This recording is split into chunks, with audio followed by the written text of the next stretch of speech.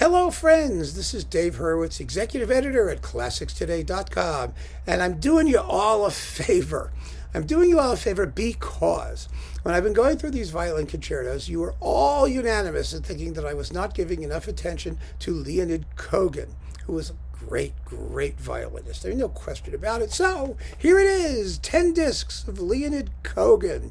Fabulous stuff. It's one of those budgie boxes by Intense Music. You know, they cost like $20, and you get 10 discs, and they're compiled or, somehow absconded with from all the major labels and Melodia and God knows where, and it's all out. And it really doesn't matter whether, what the sonics are or whether it's the latest remastering, because most of this stuff was recorded in the 50s or the very early 60s, so it wasn't like demonstration quality sound anyway. It's going to be perfectly fine the way it is. And this happens to be a splendidly assembled collection of major Leonid Kogan. So I want to take you through the 10 discs very quickly just to let you know that it exists and that it's out there, and that if you want your Kogan and you can't find the Brilliant Classics Melodia box anymore, which I have actually right there. I'm staring at it as we speak. Is that it? Oh yeah, look at that. Wait a minute. I can tell you, here it is, just so you get a sense of what it looked like back in the day. There we go. Here's Leonid Kogan. So you see, I wasn't forgetting him deliberately. There's just so many fine violinists out there. This is the historic Russian archives edition of another 10 CDs worth of stuff. So, we could maybe do something with that later, although I have to tell you, things coming from the Russian archives may not be available for a while. It may be another several generations before that stuff comes back. So let's look at what's in here and just go through it. And, he's one of the greats. He was overshadowed for most of the time by David Oistrakh, because Oistrakh was the one that the Russian authorities, the Soviet authorities, were giving the most attention to. Because, it's a government, and they only had, especially in the communist government, there was one auto manufacturer, one guy who made toasters, one guy who made, elbow joints for plumbing, and one guy who did violin. That was Oistrakh. That was all they had time for. So Kogan didn't get as much attention in the West. He, of course, was considered one of the all-time greats in Russia, which he was. So, disc number 1. You ready? It's got Bach, the double concerto, the violin concerto, and a bonus, the Mendelssohn Violin Concerto with the Paris Conservatory Orchestra and Konstantin Silvestri. Yay! All of that stuff's on here, by the way. All the Silvestri stuff. So that's disc 1. Disc 2, Paganini Violin Concerto number 1 with Charles Bruck and the Paris Conservatory Orchestra. This is a little bit older. I think it's from the mid-50s. No, it says 58 here. I never know if they're right. And then there's a little cantabile by Paganini. And then the bonus is the Haydn Piano Trio in G minor with Emil Gilels and Rostropovich. This is all from the 50s. And this piano, this hot stuff. All the chamber music here is just marvelous.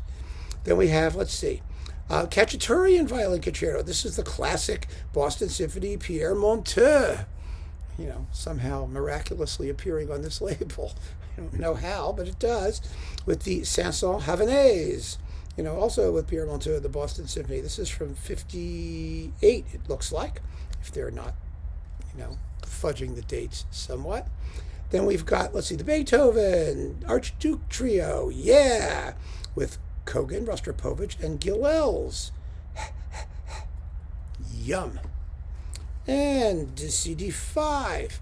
Let me see. Oh, yes, the Mozart Third Violin Concerto, which is beautifully played, absolutely beautiful. The Prokofiev Second Violin Concerto, which is also marvelous. The first is with Otto Ackermann and the Philharmonia. The second with Basil Cameron and the London Symphony. And, this was his meat and potato stuff. His Prokofiev is astounding. And then you get another Mozart Violin Concerto number 3. Yeah, you get 2 of them with Dmitri Mitropoulos and the New York Philharmonic live.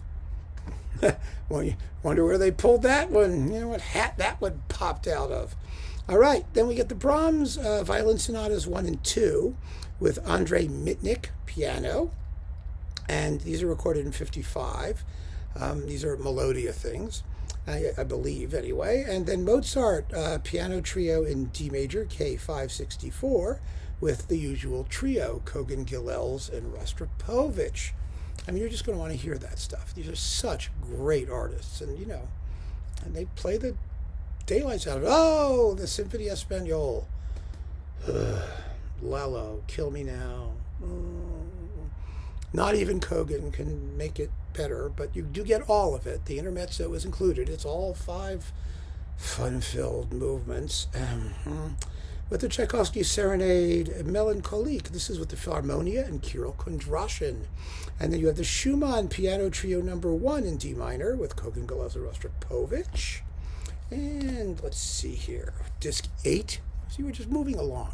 You only have to know what's in it in order to know that you should have it. I mean, you really should, because he just was one of those genius violinists that everybody should know, and probably should know better than they do, except for those of you who already know him better than I do. It's a different thing. Brahms, Violin Concerto, yeah! The Philharmonia with Kirill Kondrashin. And then the Brahms Violin Concerto, yeah! You get another one with the Boston Symphony and Pierre Monteux, live! Yeah, live! And let's see, what else have we got? The Beethoven Violin Concerto, yeah, with Silvestri and the Paris Conservatoire. Fantastic! And the Beethoven Piano Trio at E-flat without opus, what's the number here? Well, who cares? 38, I think, with Emil Gilels and Rostropovich, the same trio people. And last but not least, the Tchaikovsky. The Tchaikovsky with Silvestri, the Paris Conservatoire, along with the Meditation in D minor, and that's it. That's the Kogan, Gilels, Rostropovich. Seen one Russian, you've seen them all. But yeah, there it is, the Leonid Kogan box. And I know this was a really quick run through, but the performances really need no recommendation from me. They are fabulous. They really are. And if you don't already have them or are looking for a way to get them, and it's incredibly inexpensive, and you want to know what the fuss was about, then here you have one of the absolute 20th century avatars of the Russian violin school, in just amazing performances in perfectly acceptable and tolerable sound. So, it's a deal. Go for it. Keep on listening, friends. Thanks for joining me. Take care.